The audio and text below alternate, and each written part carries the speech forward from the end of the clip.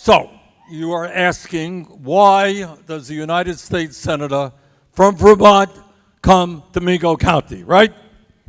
And I'll tell you why. There's a lot of mythology that goes on in this country about red states. West Virginia is a red state. And blue states. Vermont is a very blue state. But you know what? I don't believe that for 1 second.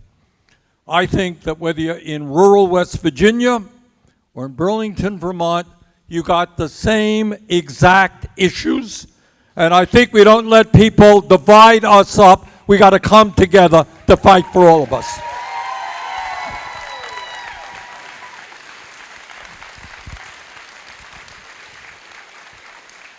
So let me tell you a little bit about myself.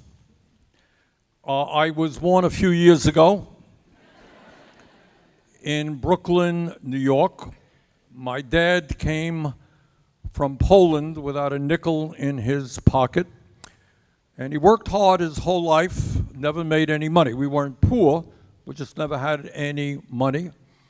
We lived in New York City in what was called a rent-controlled apartment, which made life bearable for our family. We didn't have to pay a lot in rent. My mother's dream was that one day she would own her own home. She died young, and that dream was never fulfilled.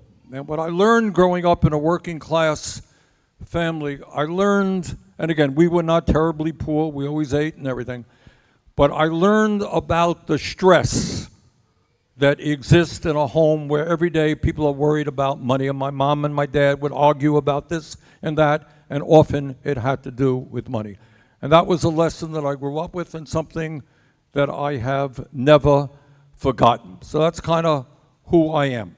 I moved to Vermont when I was early 20s, been there ever since, and I love my state, which in many ways is a state like yours. It's a very, very rural state. Most of the people live in towns smaller than 1,000 people. We have a strong sense of community.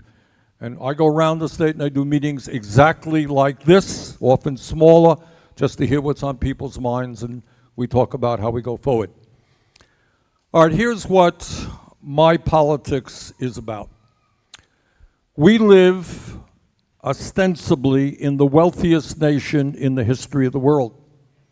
But nobody knows that, because we have more income and wealth inequality than we have ever had in the history of our country. All right?